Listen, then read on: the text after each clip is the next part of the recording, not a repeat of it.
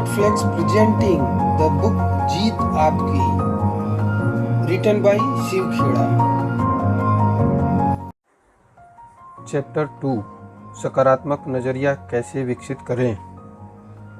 हमारे सामने मौजूद किसी भी तथ्य से ज़्यादा महत्वपूर्ण उस तथ्य के बारे में हमारा नज़रिया होता है, क्योंकि हमारी सफलता या असफलता उसी से तय होती है।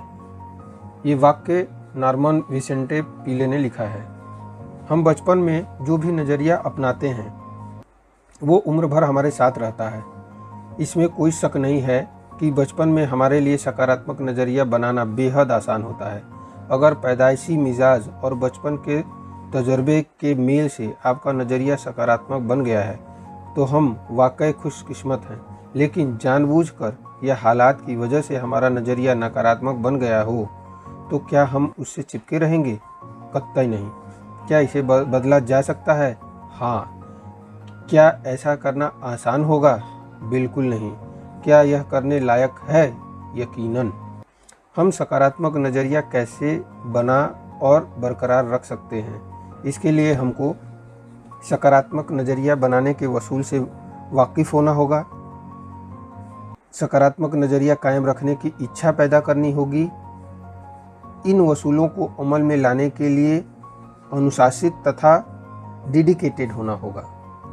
हमें जैसा भी माहौल, शिक्षा और तजुर्बा मिला हो, पर बड़े होने के बाद हमारा नज़रिया के लिए कौन जिम्मेदार है? खुद हम।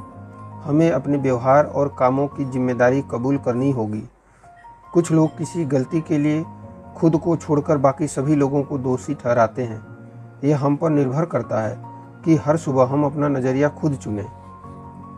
नकारात्मक नज़रिए वाले लोग अपनी असफलताओं के लिए अक्सर माँ बाप, शिक्षक, जीवन साथी, बॉस, सितारों, तकदीर, आर्थिक स्थितियों और सरकार यानी पूरी दुनिया को जिम्मेदार ठहराते रहते हैं। हमको अपने बीते दिनों से आज़ाद होना होगा। हमें अपनी शख्सियत पर जमी धूल को झाड़कर मुख्य धारा में शामिल होना होगा। हमें अपने सपनों की एक मुकम्मल तस्वीर बनाकर आगे बढ़ना होगा। सच्चाई, ईमानदारी और अच्छाई से जुड़ी चीज़ों के बारे में सोचने से हमारी सोच सकारात्मक हो जाएगी। नज़रिया बदलने के 8 कदम। अगर हम सकारात्मक नज़रिया बनाना और कायम रखना चाहते हैं तो हमको सावधानीपूर्वक ये कदम उठाने होंगे। पहला कदम, अपनी सोच बदलें और अच्छाई खोजें। हमें अच्छी चीज़ों का खोजी बनना पड़ेगा। हमें ज़िंदगी के सकारात्मक पहलू पर ध्यान देना होगा। किसी इंसान या किसी हालात के बुरे पहलू के बजाय उनके अच्छे पहलुओं पर गौर करना शुरू करें। हम में से ज़्यादातर लोगों को अपनी ही सोच का माहौल इस ढंग से ढाल देता है कि हम गलतियों और कमियों को ढूंढने के आदी हो चुके होते हैं और इसलिए तस्वीर का अच्छा पहलू हमसे अनदेखा रह जाता है। सोने की तलाश में। Look for the gold. Andrew Carnegie अपने बचपन के दिनों में ही स्कॉटलैंड से अमेरिका चले गए।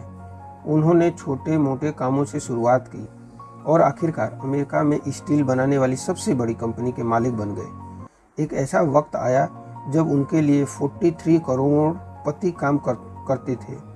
करोड़ रुपए इस जमाने में बहुत होता था, लेकिन सन 1920 के आसपास तो उनकी बहुत ज़्यादा कीमत थी। किसी ने कार्नेगी से पूछा, आप लोगों से कैसे पेश आते हैं? उन्होंने जवाब दिया, लोगों से पेश आना काफ़ी हद तक सोने की खुदाई करने जैसा ही है। हमको 1 तोला सोना खोद निकालने के लिए कई टन मिट्टी हटाना पड़ता है, लेकिन खुदाई करते वक्त हमारा ध्यान मिट्टी पर नहीं बल्कि सोने पर रहता है। एंड्रू कार्नेगी के जवाब में एक बहुत महत्वपूर्ण संदेश छिपा हुआ है। हो सकता है कि किसी इंसान या किसी हालात में कोई अच्छी बात साफ तौर पर दिखाई दे रही हो। ऐसी हालात में हमें उसे गहराई में जाकर तलाशना होगा। हमारा मकसद क्या है? सोना तलाशना। अगर हम किसी इंसान या किसी चीज़ में कमियां ढूंढेंगे तो हमको ढेरों कमियां दिखाई देंगी, लेकिन हमें किस चीज़ की तलाश है? सोने की या मिट्टी की? कमियां ढूंढने वाले तो स्वर्ग में भी कमियां निकाल देंगे। अधिकतर लोगों को वही मिलता है जिसकी उन्हें तलाश होती है। कुछ लोग हमेशा नकारात्मक पहलू को देखते हैं, नकारात्मक नज़रिया वाले लोग हमेशा नुक्स निकालते हैं। कुछ लोग हर चीज़ में नुक्स निकालते हैं।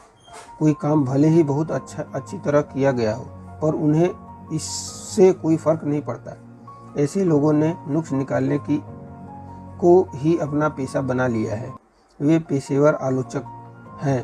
वे इस तरह नुक्ताचीनी करते हैं जैसे कि उन्हें इसके लिए किसी प्रतियोगिता में इनाम मिलने वाला हो। वे हर एक इंसान में और हर एक हालात में कोई न कोई नुक्स ढूंढ ही निकालेंगे। हमें ऐसे लोग हर दफ्तर और हर परिवार में मिल जाएंगे। वे चारों ओर कमियां ढूंढते और यह बताते फिरते हैं कि चीज़ें कितनी बुरी हैं। वे अपनी समस्याओं के लिए पूरी दुनिया को दोषी मानते हैं। ये लोग दूसरे के जोश पर पानी फेर देते हैं। ऐसे लोगों के लिए एक नाम है, ये लोग ताकत को चूसने वाले कहलाते हैं। ऐसे लोग कैफेटेरिया में जाकर 20 कप चाय पिएंगे, सिगरेट के लंबे लंबे कस खींचेंगे और यह सब करने का उनके पास केवल एक बहाना रहता है कि वे अपने तनाव को दूर कर रहे हैं। हकीकत यह है कि ऐसा करके वे खुद के लिए और दूसरों के लिए तनाव और बढ़ा देते हैं। वे प्लेग की बीमारी की तरह हर तरफ मायूसी का पैगाम फैलाते हैं और ऐसा माहौल पैदा करते हैं जिसके नतीजे बुरे या गलत हों। रॉबर्ट फुल्टन ने स्टीम बोट की आविष्कार की। हडसन नदी के किनारे उन्होंने उनका प्रदर्शन किया। उसे देखने के लिए जमा हुई भीड़ में कुछ निराशावादी और शक्की मिजाज के लोग भी शामिल थे। उन लोगों ने मजाकिया लहजे में बोला कि वह बोट अभी चालू नहीं होगी। जब बोट चालू होकर नदी में आगे बढ़ने लगी तो जिन लोगों ने कहा था कि वह कभी चालू नहीं होगी, वही लोग फौरन चिल्लाने लगे कि बोट अब कभी नहीं रुकेगी। यह भी क्या नज़रिया है। एक शिकारी ने चिड़ियों को पकड़ने वाला एक अद्भुत कुत्ता खरीदा। वह कुत्ता पानी पर चल सकता था। शिकारी वह कुत्ता अपने दोस्तों को दिखाना चाहता था। इसे इस बात की बड़ी खुशी थी कि वह अपने दोस्तों को यह काबिले गौर चीज़ दिखा पाएगा। उसने अपने एक दोस्त को बत्तख का शिकार देखने के लिए बुलाया। कुछ देर में उन्होंने कई बत्तखों को बंदूक से मार गिराया। उसके बाद उस आदमी ने कुत्ते को उन चिड़ियों को लाने का हुक्म दिया। कुत्ता चिड़ियों को लाने के लिए दौड़ पड़ा। उस आदमी को उम्मीद थी कि उसका दोस्त कुत्ते के बारे में कुछ कहेगा या उसकी तारीफ करेगा, लेकिन उसका दोस्त कुछ नहीं बोला। घर लौटते समय उसने अपने दोस्त से पूछा कि क्या उसने कुत्ते में कोई खास बात देखी। दोस्त ने जवाब दिया, हाँ, मैंने उसमें एक खास बात देखी, तुम्हारा कुत्ता तैर नहीं सकता। कुछ लोग हमेशा नकारात्मक पहलू को देखते हैं। निराशावादी किसे कहते हैं? निराशावादी लोगों के ये लक्षण हैं। जब चर्चा करने के लिए उनके पास कोई तकलीफ नहीं होती तो वे नाखुश रहते हैं। उन्हें जब कुछ अच्छा लगता है तो वे यह सोचकर नाखुश हो जाते हैं कि बेहतर महसूस करने के बाद उन्हें फिर बदतर महसूस करना होगा। जिनकी ज़िंदगी का ज़्यादातर वक्त शिकायत काउंटरों पर बीतता है, हमेशा बत्ती बुझाकर देखना चाहते हैं कि अंधेरा कितना है। वे ज़िंदगी के आईने में हमेशा दरारें तलाशते हैं। यह सुन लेने पर कि किसी और जगह की तुलना में बिस्तर पर ज़्यादा लोगों की मौत होती है, वे बिस्तर पर सोना छोड़ देते हैं। वे इस अंदेशे की वजह से अपनी सेहत का मज़ा नहीं ले पाते कि कल वे बीमार पड़ सकते हैं। वे बदतर नतीजों के बारे में सोचते भर नहीं हैं, बल्कि हर घटना को बदतर बना देते हैं। चेतावनी: अच्छे पहलू पर ध्यान देने का यह मतलब नहीं है कि कमियों को नज़रअंदाज कर दिया जाए। आशावादी बनिए, बी एन ऑप्टिमिस्टिक। कोई आदमी आशावादी कैसे बन सकता है? नीचे लिखी लाइनों में यह बात बहुत अच्छी तरह बताई गई है। इतने मजबूत बनिए कि आपके मन की शांति को कोई भंग न कर सके। हर मिलने वाला आदमी से सेहत, खुशी और समृद्धि, प्रॉस्पेरिटी के बारे में बात करें। अपने सभी दोस्तों को एहसास कराएं कि हम उनकी खूबियों की मजबूती से कदर करते हैं। हर चीज़ के केवल उजले पहलू को देखें। केवल अच्छी से अच्छी बातें सोचें। केवल अच्छी से अच्छी नतीजों के लिए काम करें और केवल अच्छी से अच्छी नतीजों की उम्मीद करें। बीते दिनों की गलतियों को भूल जाएं और आने वाले दिनों में ज़्यादा बड़ी कामयाबियों हासिल करने के लिए आगे बढ़ें। हर आदमी का मुस्कुरा कर स्वागत करें। अपने को बेहतर बनाने में इतना वक्त लगाएं कि दूसरों की आलोचना करने के लिए हमारे पास वक्त ही न बचे। इतने बड़े बने कि चिंता छू न सके और इतने अच्छे बने कि गुस्सा आए ही नहीं। दूसरा कदम, हर कदम फौरन करने की आदत डालें। Step 2, make a habit of doing it now. James Albury ने कहा है कि वह चांदनी रातों में सोया, उसने सुनहरी धूप का मजा उठाया, कुछ करने की तैयारी में जिंदगी गुजार कर वह गुजर गया कुछ न कर हार कर। हम सभी जिंदगी में कभी न कभी टाल मटोल करते हैं। मैंने भी ऐसा किया है, जिसके लिए मुझे बाद में पछताना पड़ा। टाल मटोल की आदत की वजह से हमारा नज़रिया नकारात्मक बन जाता है।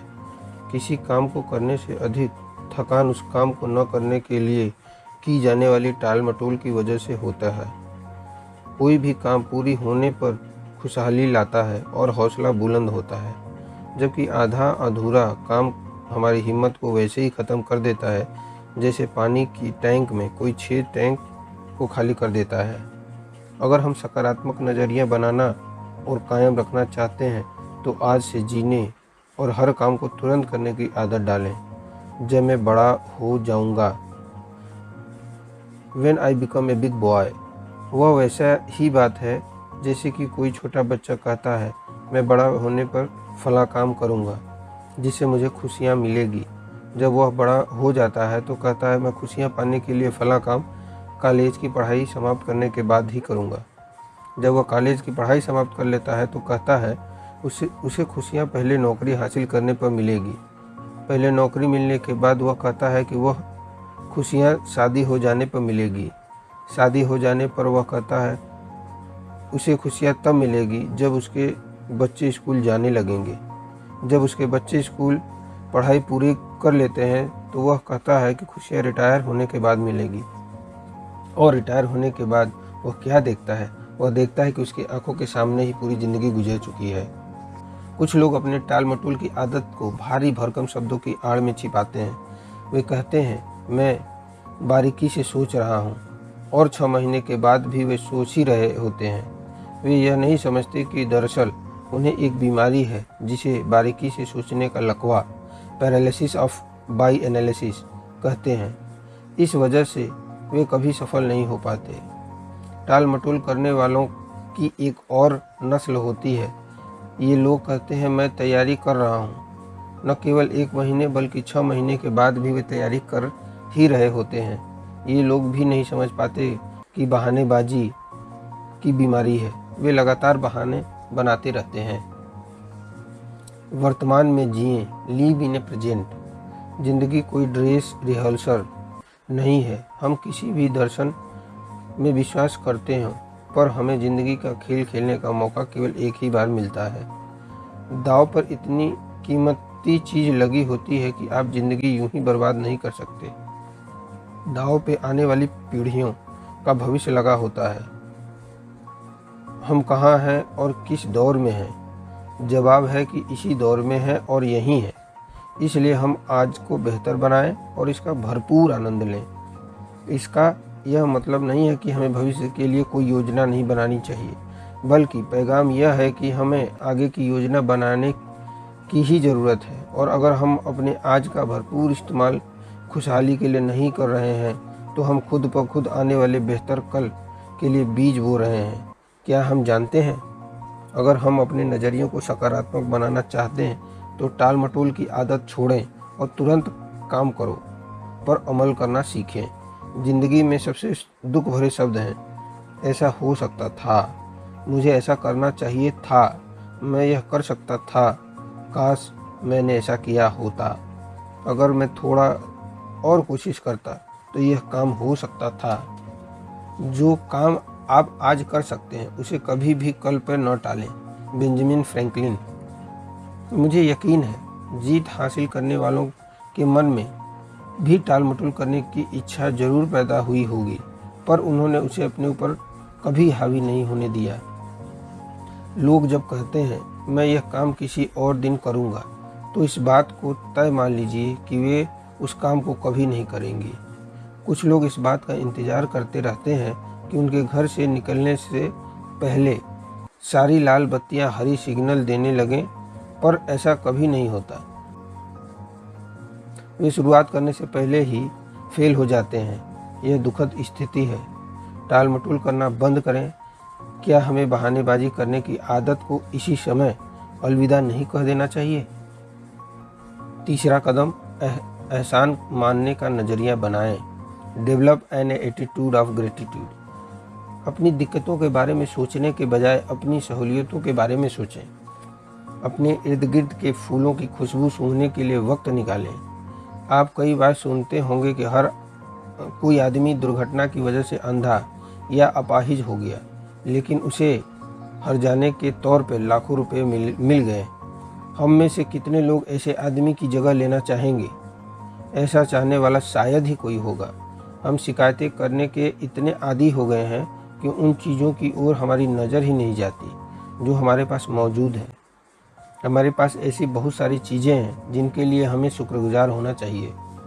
मैं जब कहता हूँ कि अपनी दिक्कतों का बजाय सहूलियतों पर गौर करें, तो इसका मतलब यह नहीं है कि हमें आत्मसंतुष्ट हो जाना चाहिए।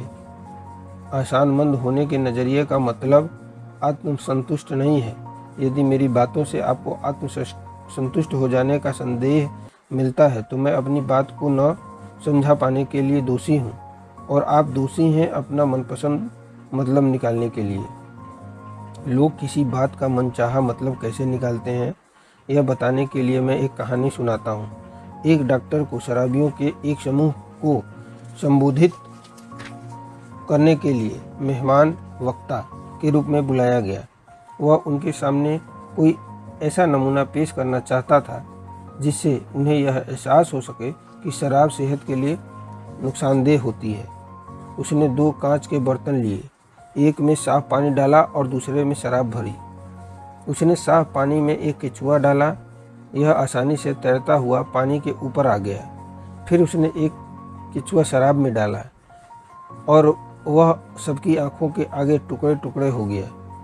वह यह साबित करना चाहता था कि शरीर के अंदर शराब का ऐसा ही असर होता है। नमूना पेश करने के बाद उसने शराबियों के समूह से पूछा कि उन्हें इससे क्या सीख मिली।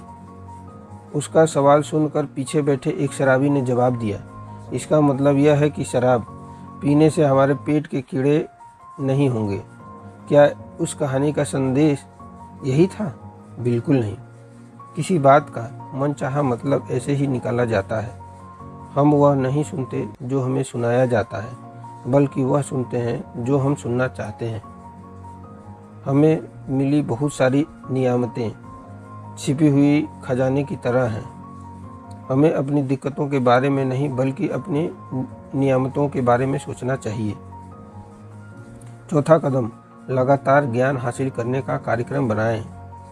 आइए पहले हम अपने कुछ गलतफहमियों को दूर करें। आमतौर पर माना जाता है कि हम स्कूल कॉलेज में शिक्षा प्राप्त करते हैं।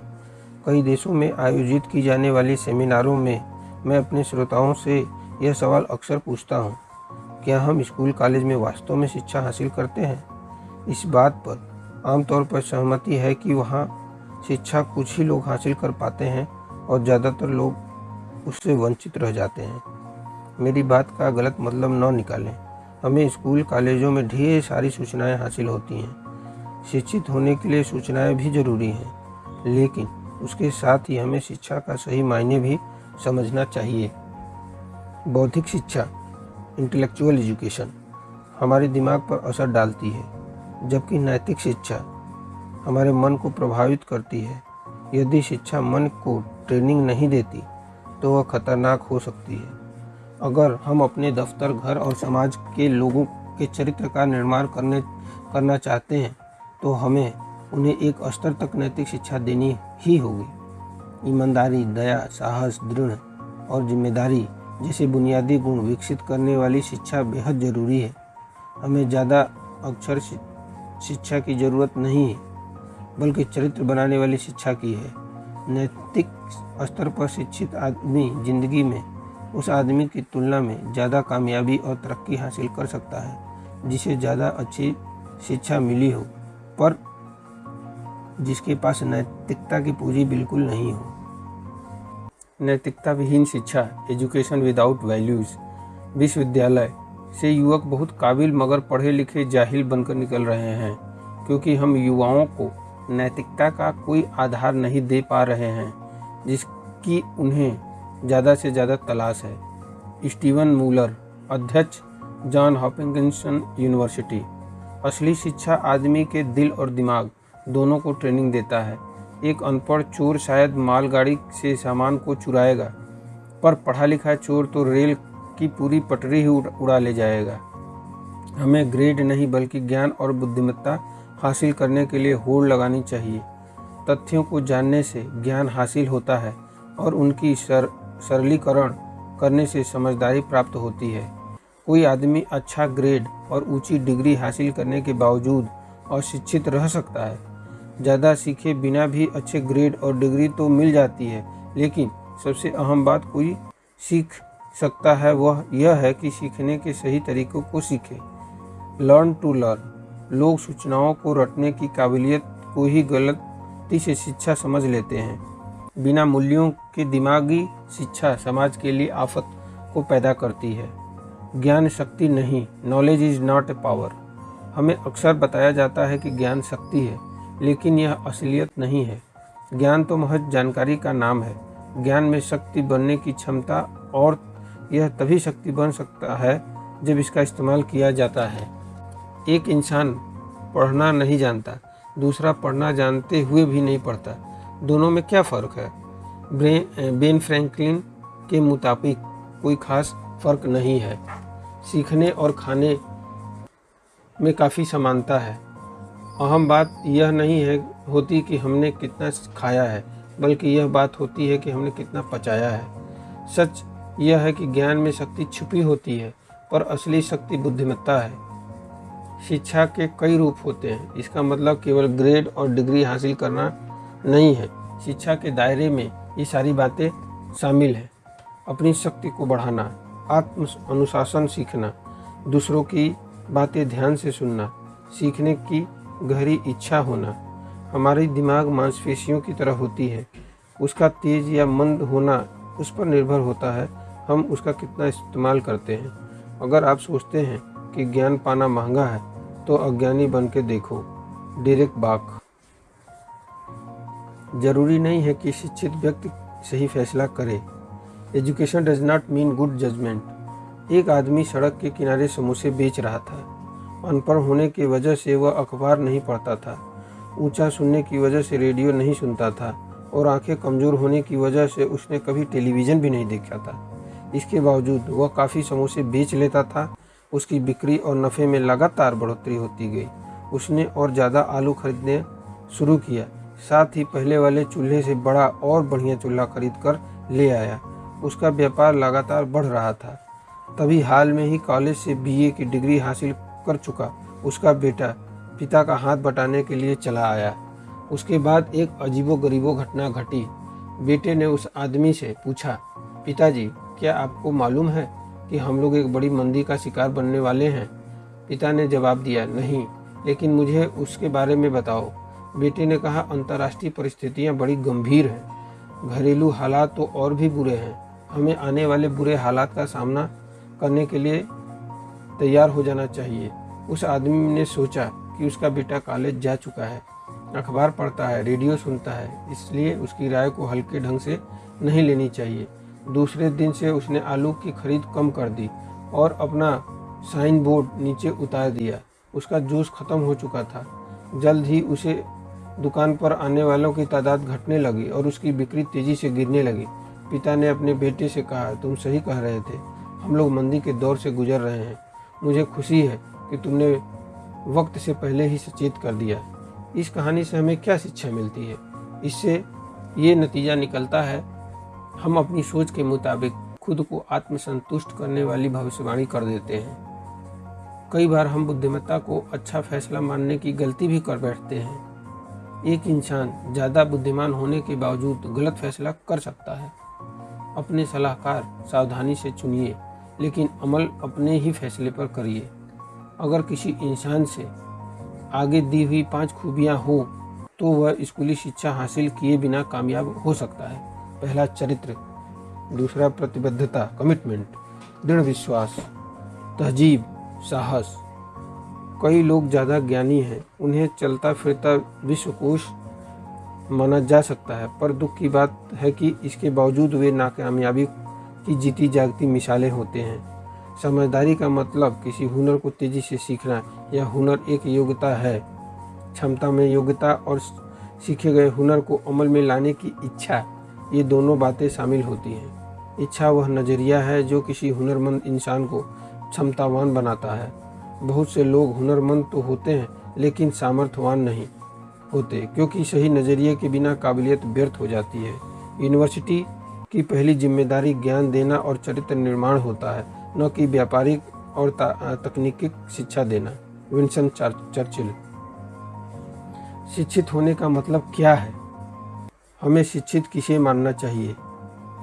पहले, वे जो रोजाना आने वाले हालात का सामना सही ढंग से करते हैं और वे जो हालात से सामना होने पर सही निर्णय लेने और सही कदम उठाने में शायद ही कभी चूकते हों। दूसरे, वे जो दूसरों के साथ व्यवहार में बड़प्पन दिखाते हैं, दूसरों के अप्रिय व्यवहार और बातों का बुरा नहीं मानते और अपने सहयोगियों के साथ उतने भले होते हैं जितना कि एक इंसान हो सकता है।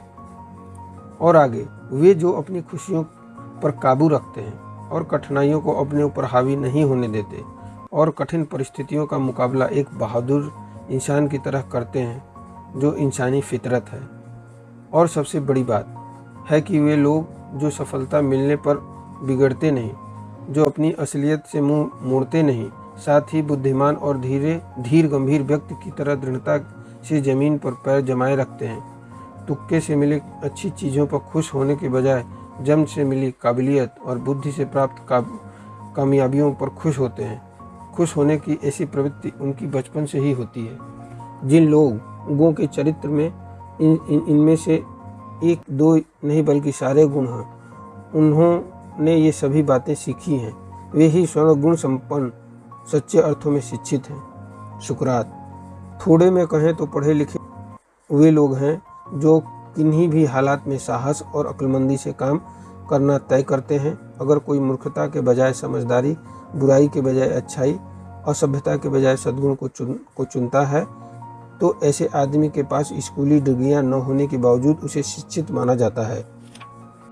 बहुमुखी शिक्षा क्या है? एक जंगल में कुछ जानवरों में स्कूल शुरू करने का फैसला किया। छात्रों में एक चिड़िया, एक गिलहरी, एक मछली, एक कुत्ता, एक खरगोश और दिमागी तौर पर कमजोर ईल मछली शामिल थी। पाठ्यक्रम तय करने के लिए एक बोर्ड बनाया गया। बोर्ड ने तय किया कि छात्रों को बहुमुखी शिक्षा दी जाएगी और उन्हें उड़ना, पेड़ पे चढ़ना, तैरना और बिल खोदना सिखाया जाएगा। हर जानवर को सभी तालीम हासिल करने की पाबंदी थी। चिड़िया उड़ान भरने में माहिर थी, उसने इस विषय में ए ग्रेड हासिल किया, लेकिन जब बिल खोदने की बारी आई तो वह अपनी चोंच और पंख तोड़ बैठी और असफल साबित होने लगी। इस नाकामयाबी का उस पर ऐसा असर पड़ा कि जल्द ही उसे उड़ान भरने में भी सी ग्रेड मिलने लगा। पेड़ पर चढ़ने और तैरने में तो वह फेल हो ही गई। गिलहरी पेड़ पर चढ़ने में काफ़ी कुशल थी, लेकिन वह तैरने में असफल हुई। मछली सबसे अच्छी तैराक थी, लेकिन वह पानी के बाहर निकल ही नहीं सकती थी, इसलिए बाकी सभी विषयों में फेल हो गई। कुत्ता स्कूल गया ही नहीं, उसने फीस भी जमा नहीं की और प्रबंधकों से इस बात को लेकर झगड़ता रहा कि पाठ्यक्रम में भौंकना भी शामिल किया जाए। खरगोश को बिल खोदने में ए ग्रेड मिला, लेकिन उसके लिए पेड़ पर चढ़ना एक बहुत बड़ी समस्या थी। वह बार बार असफल होता रहा और एक दिन ज़मीन पर इस प्रकार बुरी तरह गिरा कि उसे ब्रेन डैमेज हो गया। वह बच तो गया, लेकिन उसके दिमाग पर ऐसा असर पड़ा कि उसे बिल खोदने में भी दिक्कत होने लगी और उसे इस विषय में भी सी ग्रेड मिलने लगा। आखिरकार दिमागी तौर पर बीमार ईल को, जिसने हर काम अधूरे ढंग से किया था, कक्षा का सबसे उत्तम छात्र घोषित कर दिया गया। बोर्ड खुश था कि वह हर छात्र को बहुमुखी शिक्षा मिल रही थी। सही मायने में बहुमुखी शिक्षा छात्रों को जिंदगी के लिए इस ढंग से तैयार करती है कि उसमें मौजूद किसी क्षेत्र विशेष में संबंधित योग्यता और क्षमता भी बरकरार रहे। कुदरत ने हम सभी को कुछ खास क्षमताएं दी हैं। गुंजन करने वाला छोटी सी चिड़िया हर्मिंग बर्ड का वजन 1 तोला के 10वें हिस्से के बराबर होता है। वजन इतना कम होने की वजह से ही वह काफ़ी मुश्किल किस्म की कलाबाजियों में भी कर सकती है। वह अपने पंखों को केवल 1 सेकंड में 75 बार फड़फड़ा सकती है। अपनी इस खूबी की वजह से हर्मिंग बर्ड उड़ान भरते समय तरह तरह के फूलों का मधुर भी पी सकती है, पर वह हवा में ऊंची उड़ान भरने, तैरने या छलांग मारने में असमर्थ होती है। दूसरी ओर शुतुरमुर्ग का वजन लगभग 300 पाउंड होता है। वह दुनिया का सबसे बड़ा पंछी है, पर उड़ान भर नहीं सकता, लेकिन उसके पैर इतने मजबूत होते हैं कि वह 50 मील प्रति घंटे की रफ्तार से दौड़ सकता है और 12-15 फीट लंबे कदम भर सकता है। अज्ञानता, इग्नोरेंस, अज्ञानी होना उतने शर्म की बात नहीं है जितने कि किसी काम को सही ढंग से सीखने की इच्छा न होना। Benjamin Franklin. जानकारी का भ्रम होना शिक्षा नहीं बल्कि अज्ञानता है। बेवकूफ़ लोगों के पास एक अजीब तरीके का आत्मविश्वास होता है जो सिर्फ अज्ञानता से ही आता है। अज्ञानी होना बुरी बात नहीं है, लेकिन अज्ञानता को अपना करियर बना लेना यकीनन बेवकूफ़ी है। कुछ लोग अज्ञान जमा कर लेते हैं और फिर उसी को शिक्षा मानने की भूल कर बैठते हैं। अज्ञानता वरदान नहीं है, यह तो अभाव, दुख, गरीबी और बीमारी का दूसरा नाम है। अगर अज्ञानता कोई नियामत है तो ज़्यादातर लोग खुश क्यों नहीं हैं? अगर थोड़ा ज्ञान होना खतरनाक है तो बहुत से अज्ञानता छोटापन, डर, कट्टरपन, अहंकार और पक्षपात की तरफ ले जाता है। समझदारी अज्ञानता के अंधकार को मिटाने को कहते हैं। हम सूचना युग में जी रहे हैं। एक अंदाज के मुताबिक सूचना की मात्रा हर साल दूनी होती जा रही है। सूचनाओं के इतनी सरलता से उपलब्ध होने के कारण इन दिनों अज्ञानता को मिटाना आसान है, लेकिन दुख की बात यह है कि हमें ज़रूरी चीज़ों के अलावा बाकी हर चीज़ें सिखाई जाती हैं। हमें लिखना पढ़ना सिखाया जाता है, पर ऐसी बौद्धिक शिक्षा किस काम की जो इंसान को दूसरे की इज्जत करना और हमदर्दी से पेश आना न सिखाए। हमारे स्कूल ज्ञान के झरने हैं। कुछ छात्र वहाँ अपनी प्यास मिटाने, कुछ चुस्की भरने और कुछ केवल कुल्ला करते जाते हैं। व्यवहारिक समझ, कॉमन सेंस। हमने 5 ज्ञानेंद्रियों के साथ जन्म लिया है। हमारे पास छू, चख, देख, सूंघ और सुनकर महसूस करने की क्षमता है, पर सफल लोग के पास एक छठी इंद्रिय भी होती है जिसे व्यवहारिक समझ कहते हैं। चीज़ों को उनको वास्तविक रूप से देखने और उनसे संबंधित कार्यवाही को सही ढंग से करने की क्षमता ही व्यवहारिक समझ है। यदि आदमी में व्यवहारिक समझ न हो तो शिक्षा और ज्ञान व्यर्थ चले जाते हैं। शिक्षा के बिना भी व्यवहारिक बुद्धि हासिल की जा सकती है, लेकिन व्यवहारिक बुद्धि के बिना अच्छी से अच्छी शिक्षा भी किसी काम की नहीं। भरपूर व्यवहारिक बुद्धि का होना ही बुद्धिमत्ता कहलाता है। अपनी कुल्हाड़ी की धार तेज करो। Sharpen your x. जॉन नाम का एक लकड़हारा एक कंपनी में 5 साल से काम कर रहा था, पर उसे कभी तरक्की नहीं मिली। उसी कंपनी ने बिल के नाम की एक और लकड़हारे को भी नौकरी पर रखा और उसे साल भर में ही तरक्की मिल गई। जॉन ने बिल को 1 साल के अंदर ही तरक्की दिए जाने का विरोध किया और इस बारे में बात करने के लिए अपने बॉस के पास गया। उसके बॉस ने जवाब दिया, तुम अभी भी उतने ही पेड़ काटते हो जितने कि 5 साल पहले काटते थे। हमारी कंपनी में नतीजों को देखा जाता है। अगर तुम अधिक पेड़ काटने लगो तो हमें तुम्हारा वेतन बढ़ाकर खुशी होगी। जॉन वापस लौट आया। उसके बाद वह अधिकतर मेहनत से और ज़्यादा देर तक पेड़ काटने लगा। इसके बावजूद वह ज़्यादा पेड़ नहीं काट सका। उसने अपनी यह परेशानी बॉस को बताई। बॉस ने उसे बिल से बात करने का सुझाव दिया। उसने कहा, शायद बिल को कुछ मालूम है जो मैं और तुम नहीं जानते। जॉन ने बिल से पूछा कि वह ज़्यादा पेड़ कैसे काट लेता है। बिल ने जवाब दिया, मैं हर पेड़ काटने के बाद 2 मिनट के लिए काम रोक देता हूँ और अपनी कुल्हाड़ी की धार तेज करता हूँ। तुमने अपनी कुल्हाड़ी की धार आखिरी बार कब तेज की थी? पिछली शिक्षा और गौरव का ज़्यादा महत्व नहीं होता। हमें अपनी कुल्हाड़ी की धार लगातार तेज करनी होगी। अपने दिमाग को खुराक दीजिए, फीड योर माइंड। जिस तरह हमारे शरीर को हर रोज़ अच्छे खाने की ज़रूरत होती है, उसी तरह हमारे मस्तिष्क को भी हर रोज़ अच्छे विचारों की ज़रूरत होती है। इस वाक्य में सबसे अहम शब्द अच्छा खाना और अच्छे विचार हैं। अगर हम अपने शरीर को रोज़ सड़े गले खाने और दिमाग को बुरे विचारों की खुराक दें तो हमारा शरीर और दिमाग बीमार पड़ जाएगा। सही पटरी पर बने रहने के लिए हमें अपने मस्तिष्क को शुद्ध और सकारात्मक खुराक देनी होगी।